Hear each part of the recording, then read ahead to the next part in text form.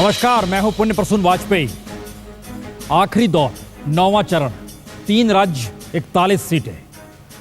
धड़कनें हर किसी की इसलिए बढ़ी हुई है क्योंकि इस बार बहुत कुछ साख पर है और यह साख सिर्फ उम्मीदवारों के जरिए नहीं बल्कि राजनीतिक व्यवस्था के मद्देनजर भी है। नरेंद्र मोदी को खिलाफ और कोई नहीं, अरविंद केजरीवाल महज 1.5 बरस पुरानी पार्टी के नेता। दूसरी तरफ मुलायम सिंह यादव, पहली बार पूर्वी उत्तर प्रदेश में कदम इन्होंने रखा है। पहली बार ममता बनर्जी के भतीजे भी मैदान में हैं और इन सब के बीच पहली बार दांव पर और कुछ नहीं, नीतीश कुमार की वह साख भी है जो लगातार बिहार में बीते 10 बरस से अपने तरीके से परचम लहरा रही थी। राजनीतिक तौर पर एक अभूतपूर्व स्थिति है। हमने खास तौर से आज शाम से आपके लिए व्यवस्था की है। शाम 5 बजे वोटिंग थमेगी और उसके बाद उल्टी गिनती शुरू हो जाएगी सरकार बनने की। तो उसकी व्यवस्था शाम में 5 बजे से आप लगातार हमारे साथ देख सकते हैं। लेकिन फिलहाल आज 41 सीटें जो मौजूद हैं उस पर एक नजर डाल लीजिए। दरअसल उत्तर प्रदेश की जिन 18 सीटों पर वोटिंग हो रही है, ये पूरा का पूरा हिस्सा जो है पूर्वी उत्तर प्रदेश का है और इसमें हर किसी की नजर हो सकती है गोरखपुर में आदित्यनाथ। लेकिन काशी कहीं ना कहीं मर्म बन चुका है भारतीय राजनीति का, जहां पर नरेंद्र मोदी गुजरात से लड़ने पहुंचे, अरविंद केजरीवाल दिल्ली से लड़ने पहुंचे, अजय राय बीजेपी छोड़कर कांग्रेस की टिकट पर मौजूद हैं और समाजवादी पार्टी के चौरसिया हो या फिर बीएसपी के उम्मीदवार हो। लेकिन मुकाबला 2 बाहरी उम्मीदवारों का हो चला है, इसलिए नजर हर किसी की है और राजनीतिक तौर पर दोनों एक दूसरे के उलट। वहीं आजमगढ़ में यानी पूर्वी उत्तर प्रदेश में बनारस से सटा हुआ इलाका है और अपने तौर पर पहचान देने की कोशिश में मुलायम सिंह यादव हैं और मुलायम सिंह ने यह सोच के कदम आजमगढ़ में रखा कि अगर मुजफ्फरनगर दंगों की आंच में उनके हाथ जले हैं तो पूर्वी उत्तर प्रदेश कहीं ना कहीं उन्हें सहारा देगा, संबल देगा। 3 चेहरे सामने हैं। इन 3 चेहरों के आसरे कहीं ना कहीं परखने की कोशिश आज वाराणसी की जनता करेगी। वाराणसी में कुल वोटर जो हैं वो हम आपको बता दें 17,10,000 वोटर हैं। लेकिन जातीय समीकरण और धर्म के आधार पर अगर परखेंगे तो बहुत सारे ऐसे नए नए समीकरण हैं जिसके आसरे कहा जा रहा है स्थिति विकट तो है, लेकिन बीजेपी कह रही है जी नहीं, एक तरफा है मामला। 12 गोरखपुर में योगी आदित्यनाथ लगातार जीतते रहे हैं, लेकिन पहली बार संकट यह भी आया कि गोरखपुर में अगर आदित्यनाथ हैं और बनारस में नरेंद्र मोदी हैं तो फिर बीजेपी को दिक्कत क्या है। आजमगढ़ में मुलायम सिंह यादव, रमाकांत यादव, ये सारी परिस्थितियां बताती है कि कहीं ना कहीं सीधा मुकाबला है। देवरिया में कलराज मिश्र पहुंचे हैं। कुशीनगर में आरपीएन सिंह है सरकार में मंत्री, लेकिन संकट इस बार गहरा रहा है चूंकि हर सीट पर, पूर्वी उत्तर प्रदेश की हर सीट पर नरेंद्र मोदी ही चुनाव लड़ रहे हैं। उम्मीदवार मायने नहीं रखते हैं। और इस फहरिस्त में हम एक चीज और बता दें, जो 41 सीटों पर वोटिंग हो रही है, कुल यहां पर जो लोग खड़े हैं उनकी तादाद है 606। औसतन देखिएगा तो उत्तर प्रदेश में हर सीट पर 18। यह अलग मसला है कि बनारस में 42 उम्मीदवार हैं। बंगाल में सबसे कम है, हर सीट पर 11 औसतन, और बिहार में 14 के लगभग। बनारस की हम 3 तस्वीरों के साथ हम बनारस ही चलेंगे। सबसे पहले एक तरफ नरेंद्र मोदी, दूसरी तरफ अजय राय और तीसरी तरफ अरविंद केजरीवाल। ये दरअसल अभी की तस्वीर नहीं है, ये पुरानी तस्वीर है जो आपको एक बिंब देगी कि दरअसल बनारस में मुकाबला है कैसा और वो कौन से चेहरे हैं जो अपने अपने तरीके से सब कुछ दांव पर लगाए हुए हैं। हमारे साथ अंजना उन कश्यप बीएचयू से जुड़ चुकी हैं और साथ ही अनुराग डांडा साउथ बनारस से जुड़ चुके हैं। अंजना, बीएचयू का क्या हाल है? और खास तौर से माना यही जाता रहा है कि धड़कने बनारस की धड़कती थी राजनीतिक तौर पर तो बीएचयू से, लेकिन हालात कुछ बदले भी हैं बहरहाल। लेकिन हाल क्या है? सुबह सुबह का वक्त है, सुबह सुबह लोग पहुंच रहे हैं वोट डालने के लिए और ऐसा लगता है कई लोगों को चेहरों को देख के प्रसून की पहले मतदान फिर जलपान। ये पूरा नज़ारा आपको दिखाना चाहूँगी। इस हिस्से से अगर हम शुरू करें और आपको दिखाएंगे, पीछे बूथ है, पोलिंग बूथ है आर्ट्स फैकल्टी के सामने, जहाँ पर लोग सुबह सुबह पहुँच रहे हैं, प्रोफेसर्स भी पहुँच रहे हैं। बीते दिन भी यही बात हो रही थी कि कई सारे ऐसे प्रोफेसर हैं जो छुट्टी पर चले गए हैं क्योंकि वोटिंग का दिन है, 1-2 दिन आगे पीछे मिला के। लेकिन जिस संख्या में अब लोग धीरे धीरे यहाँ पर पहुँच रहे हैं उससे यह एहसास होता है कि जो सबसे सशक्त एक यूनिवर्सिटी रहा पूरे एशिया में, जहां संस्कृत पढ़ने के लिए देश विदेश से लोग आते थे, कम से कम एक राजनीतिक जागरूकता की बहस की बात यहां पर चर्चा होती थी, उसका एक नज़ारा दिख रहा है। कम से कम राजनीतिक रूप से जो एक जागरूकता चाहिए इस लोकतंत्र में वो भी दिख रहा है। दूसरी तरफ भी आपको दिखा दे पुलिस की किस तरह से तैनाती है यहाँ पर सुबह सवेरे में, और धीरे धीरे अब तमाम लोग घरों से निकलकर यहाँ पर पहुँच रहे हैं, जो कम से कम कैंपस के लोग हैं जिनका यहाँ पर वोटर्स लिस्ट में नाम होगा, वो सभी प्रसून अब पहुँच रहे हैं मतदान के लिए। प्रसून। अनुराग, शहर की दूसरी स्थिति जहां पर आप, मेरे ख्याल से ये दक्षिणी बनारस का हिस्सा है अनुराग, वहां क्या स्थिति है? प्रसून, बिल्कुल जबरदस्त माहौल है और इस मायने में जबरदस्त माहौल है कि जो एनर्जी और जो जिस तरीके का चुनाव देश भर में महसूस कर रहे हैं बनारस के बारे में, वो हमें लगता है कि बनारस की जनता भी उसी एनर्जी के साथ वोट डालने के लिए पहुंच रही है। और 6:45 बजे से मैं यहाँ देख रहा हूँ लगातार कि लोग पहुंचना शुरू हो गए थे और बड़ी संख्या में लोग पहुंच रहे हैं। प्रशासन मुस्तैदी से काम कर रहा है। मैं इस वक्त भी अगर आपको यहाँ की स्थिति थोड़ी सी तस्वीरों के जरिए दिखाना चाहूँ तो लंबा काफिला आपको यहाँ दिखाई देगा। एडमिनिस्ट्रेशन लगातार पोलिंग बूथ्स पर पहुंच रहा है, जहां भी उन्हें लगता है कि जरूरत है, सरकारी अमले की सुरक्षा की जरूरत है। और लोगों को देखें आप किस तरीके से लगातार पोलिंग बूथ में पहुंच रहे हैं और सुबह सवेरे पहुंच जाना ये अपने आप में दिखाता है कि जबरदस्त उत्साह वोटिंग को लेकर है। एक चीज तय है कि मुकाबले में क्या होगा वो बेहद दिलचस्प होगा और उसका इंतजार बहुत से लोगों को है, लेकिन इतना तय है कि वोटिंग परसेंटेज इस बार बनारस में ऊपर जाने वाला है। इस तरीके की एनर्जी और उत्साह दिख रहा है, उसमें कहीं ना कहीं तमाम लोग अपनी अपनी विचारधारा के साथ बटने जुड़ने के लिए तैयार हैं और वो लगातार मतदान केंद्र पर पहुंच रहे हैं। बनारस और खासतौर से बीएचयू अंजना, माना यह भी जाता है कि संघ उसके भीतर घुसपैठ कर चुका है। पिछले दिनों हम भी लगातार देख समझ रहे थे कि किस तरीके से कौन से पोस्टर कौन सी कहानी कहना चाह रहे हैं, लेकिन एक सवाल, क्या वाकई बीएचयू बनारस की राजनीतिक धड़कन है, या ये माना जाए कि धड़कन नहीं है बल्कि सिर्फ उसकी शिरकत भर है और एक हेलीकॉप्टर उतरने के लिए हेलीपैड का बनना बीएचयू की एक नई पहचान बना दी गई है? जो आपने पहले कहा मैं उससे ज़्यादा सहमत रहूंगी। बीजेपी वाकई यहाँ की राजनीतिक धड़कन है और अभी भी प्रसून लगभग 6-6:30 बजे जब हम यहाँ पर आए, छोटे छोटे अलग अलग हिस्सों में बीजेपी के कार्यकर्ता बैठे हुए हैं और एक जो सक्रियता यहाँ पर दिखी है और जिस संघ का आपने जिक्र किया यहाँ पर घुसपैठ में, पिछले कई दिनों में मेरी खुद ऐसे कुछ प्रोफेसर से बात हुई है प्रसून, जो राजनीतिक रूप से सक्रिय रहे हैं, जो बीजेपी के साथ जुड़कर गाँव तक गए हैं और उनका खुद कहना था कि बहुत मतभेद रहा। ये भी कहा गया कि कॉलेज यूनिवर्सिटी की तरफ से उन पर एक्शन लिया जा सकता है, लेकिन फिर भी बावजूद इसके कई ऐसे प्रोफेसर रहे हैं जिन्होंने राजनीतिक रूप से सक्रियता दिखाई है, चुनाव प्रचार किया है अलग अलग जगहों पर जाकर।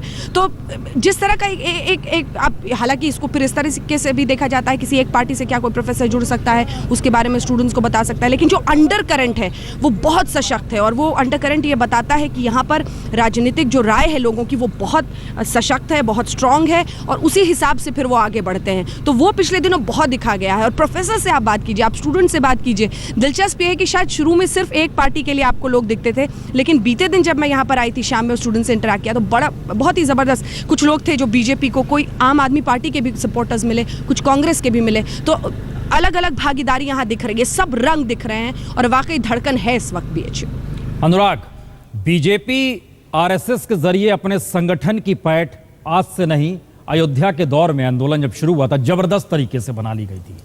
दूसरी तरफ आम आदमी पार्टी कि कोई ऑर्गेनाइजेशन वहां पर था ही नहीं, है ही नहीं, और जो भी लोग आए माना यह गया कि बाहर से पहुंच गए, यहां ही नहीं, समर्थन देने के लिए तो जेएनयू और दिल्ली यूनिवर्सिटी से भी लोग गए। सवाल यह है, आज बूथ दर बूथ मैनेजमेंट बहुत मायने रखता है।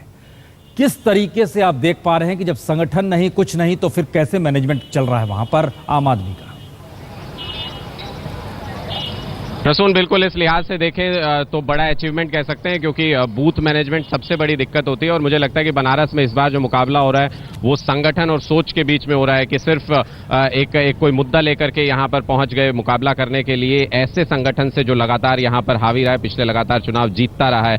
तो उस मायने में देखें तो संगठन और सोच के बीच में मुकाबला है, लेकिन संगठन न सिर्फ डेवलप किया, काफी लोग जुड़े और यहाँ पर मैनेज भी कर रहे हैं। मैं लेकिन दूसरी तस्वीर आपको यहाँ पर दिखाऊं कि तमाम लोग अब हमारे साथ वो जुड़ गए हैं जो वोट डाल करके आए। आप अपना वो निशान दिखाएं, देखिए किस तरीके का उत्साह है, तमाम लोग वोट डाल करके जो यहाँ पहुंच रहे हैं। मैं आपसे ये जानना एक छोटी सी चीज चाहता हूं कि क्या इसी तरीके का उत्साह बनारस में हमेशा रहता है या इस बार दिलचस्पी बहुत ज्यादा है चुनाव में? अभी 10 बजे तक बहुत उत्साह हो जाएगा। ये पोलिंग स्टेशन बहुत बड़ा है, हमने अपने लोकतंत्र का इस्तेमाल किया, दुनिया के सबसे बड़े लोकतंत्र का, 77वें लोकसभा कैंटोनमेंट एरिया, 390 विधानसभा में। इस बार आपको लगता है कि बहुत ज्यादा दिलचस्पी चुनाव में लोगों की है या किसी भी आम चुनाव की तरह ये चुनाव है? नहीं, तरह है, इतना वो नहीं है कि इतना पब्लिसिटी है। और इंतजाम टीवी में इस समय बहुत है, लेकिन जनता एकदम शांत है। उन्होंने जिसको देना है कल ही रात को मन बना लिए और वो देख रहे हैं और बटन जाके दबाते हैं। बहुत शांतिपूर्वक चल रहा है और बनारस में हमेशा शांतिपूर्वक है। चलिए, शांतिपूर्वक चल रहा है और शांतिपूर्वक है, ये साफ तौर पर तस्वीर नजर आती है कि सुबह सुबह आप घर से निकले हैं वोट डालने के लिए। बता रहे हैं जिस तरीके से कि मन पहले ही बना चुके हैं, प्रचार तमाम तरीके का है, सब लोग अपनी अपनी बात कह रहे हैं, लेकिन वोटर अपना मन बना चुका है और वोटिंग मशीन पर जाकर अपना मनपसंद बटन दबा रहा है। अनुराग, आपने किस ध्यान नहीं दिया, जिस शख्स से आप बात कर रहे थे उसने गांधी टोपी पहन रखी थी। ये बहुत संकेत हैं बनारस के जो शायद प्रतीकात्मक और बिंब के तौर पर उभरेंगे। हमें लगता है इन चीज़ों को भी अब पकड़ना समझना चाहिए। अंजना, दूसरी तरफ एक सवाल बार बार ये आ रहा है कि कांग्रेस, बीएसपी, समाजवादी पार्टी यह भी तो मैदान में है, लेकिन और संयोग से ये सभी के जो उम्मीदवार हैं वो वहीं के हैं। लेकिन ऐसा क्या है कि दो उम्मीदवार बाहर से आए और बनारस की उस संस्कृति पर छा गए जिस बनारस पे कोई छाना नहीं चाहा था आज तक? ऐसी कौन सी स्थिति आ गई? बिल्कुल बिल्कुल, ये शायद इसलिए हो गया कि जो कद बीजेपी में नरेंद्र मोदी का हो गया था प्रसून, वो हम सब जानते हैं कि कितना बड़ा हो गया था।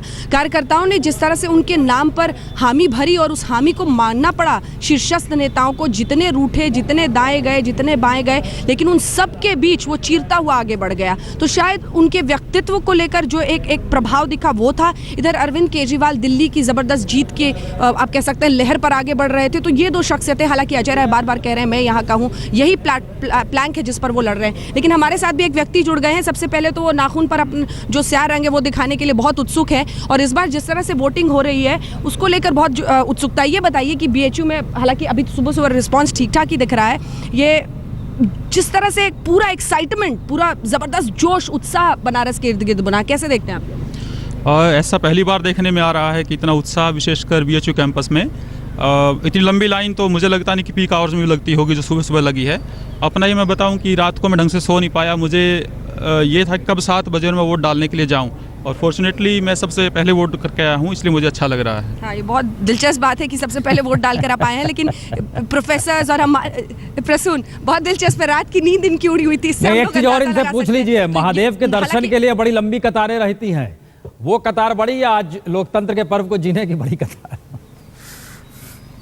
जी बिल्कुल, प्रसून पूछ रहे हैं स्टूडियो से कि महादेव को देखने के लिए भी काशी विश्वनाथ मंदिर के आगे बहुत लंबी कतार रहती है, तो उस कतार को मैच कर पाएंगे आज आप लोग बीएचयू में? उम्मीद है कि ऐसा होगा। सुबह सुबह का जो रुझान है, जैसे लोग मॉर्निंग वॉक करके भी सीधे वोट डालने के लिए आ रहे हैं, उसके बाद चाय पानी अपना नाश्ता करेंगे, तो लगता है कि यहाँ लाइन काफ़ी लंबी लगेगी और पिछले सारे रिकॉर्ड टूट जाएंगे। रिकॉर्ड बनाए बनारस, यही संदेश यहाँ पर है इनके वोट के जरिए। जब किसी की नींद रात की उड़ सकती है वोट डालने के लिए, तो शायद लोकतंत्र में इससे बड़ी खुशी की बात नहीं हो सकती। प्रसून, एक तस्वीर भी हम स्क्रीन पे दिखला रहे हैं जो योगी आदित्यनाथ की है। योगी आदित्यनाथ गोरखपुर में सुबह सुबह सबसे पहले वोट देने पहुंचे हैं। योगी आदित्यनाथ, इससे पहले ये बड़ा अजीबोगरीब संयोग है, बीजेपी की अपनी राजनीति में योगी आदित्यनाथ की पहचान समूचे पूर्वांचल में रहती थी और माना यही जाता था कि इससे पहले वोटों का ध्रुवीकरण योगी आदित्यनाथ के जरिए हो जाता था और समूचे पूर्वांचल में बीजेपी की मौजूदगी रहती थी। वजह भी यही है, बीजेपी इस बार चुनाव लड़ रही है और पूर्वांचल के जिन 18 सीटों पर वोट हो रहे हैं वहां पर बीजेपी 5 सीट पिछली बार जीती थी, समाजवादी पार्टी 6 सीट जीती थी, बीजेपी 4 सीट जीती थी, बीएसपी 5 सीट जीती थी, कांग्रेस 3 सीट जीती थी, यानी एक लिहाज से बटा हुआ था। लेकिन योगी आदित्यनाथ कहीं नर्व सेंटर होते थे, लेकिन वो वोट डालने पहुंचे हैं। आप देख पा रहे हैं स्क्रीन पे, इस बार नरेंद्र मोदी के आने से योगी आदित्यनाथ का वो ऑरा, जो ऑरा बरकरार रहता था, चाहे वो संघ के नजरिए से देखिए, भगवा जो हमेशा वो पहने रहते हैं उस दृष्टि से देखिए, या बीजेपी की सियासत जो साधी जाती थी पूर्वांचल के जरिए और जिसका माना जाता था असर बिहार की दिशा में भी 16 सीटों पर पहुंच जाता है, इस बार योगी आदित्यनाथ वहां नहीं वो असर दिखा पा रहे हैं। लेकिन अपनी सीट पर इनका कद बहुत बड़ा है और ख़ास तौर से जिन वोटरों के साथ और वोटरों के ध्रुवीकरण के लिए जिन मुद्दों को वो उठाते रहे हैं, संयोग से वो मुद्दे सीधे तौर पर अब नरेंद्र मोदी ने उठाए हैं। चाहे गाय का मसला हो, चाहे गंगा का मसला हो, चाहे स्वदेशी का मसला हो, चाहे संघ की उस धारा का मसला हो जिसमें 370 आके अटकता है, योगी आदित्यनाथ संसद के भीतर भी इन तमाम मुद्दों को कहते। देखें ये कुछ कह रहे हैं, एक एक चीज समझ रहे हैं योगी आदित्यनाथ कि दरअसल उस दायरे में कुछ नहीं कहना है जो कि बूथ का दायरा होता है, क्योंकि इससे पहले नरेंद्र मोदी फंस चुके हैं वडोदरा में। वडोदरा की सीट पर खड़े थे, लेकिन अहमदाबाद में वो कह चुके थे। इसीलिए योगी आदित्यनाथ कह रहे हैं थोड़ा बाहर आ जाइए। मीडिया से लगातार इस बात का जिक्र कर रहे हैं। चुनाव आयोग की पैनी नजर है पूर्वांचल में, बनारस में तो खास तौर पर। तो इन जगहों पर अब योगी आदित्यनाथ भी समझ रहे हैं कि दरअसल उस दायरे में मीडिया से कुछ बात नहीं करनी है, बाहर ही निकल लिया जाए, उसके बाद कुछ बात होगी। गंगा मैया की लहर है और कोई लहर नहीं है। जरा इस जिक्र को कर गया जरा के साथ एक जरा सुनाते हैं। योगी आदित्यनाथ ने एक बड़ी बात कही है।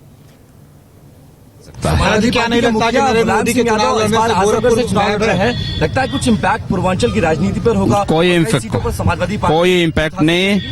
श्री मुलायम सिंह यादव आजमगढ़ से चुनाव हार रहे हैं। मोदी जी की आंधी में सब लोग उड़ जाएंगे और बीजेपी उत्तर प्रदेश के अंदर बहुत भारी मात्रा में सीटें पाएगी। समाजवादी पार्टी और कांग्रेस का पूरी तरह सफाया हो जाएगा। धन्यवाद। एक लगता नहीं कि नरेंद्र मोदी के चुनाव लड़ने से गोरखपुर राजनीतिक परिदृश्य से प्रकाश से गायब लग रहा है? देखिए, मोदी जी के नेतृत्व में पूरे देश के अंदर चुनाव हो रहा है। भारतीय जनता पार्टी भारी बहुमत से चुनाव जीत रही है और अपनी सरकार बीजेपी की बनेगी देश के अंदर। 55 से 60 सीटें बीजेपी पाएगी। एक मिनट बात बस हो गया, ठीक कर लो महाराज जी।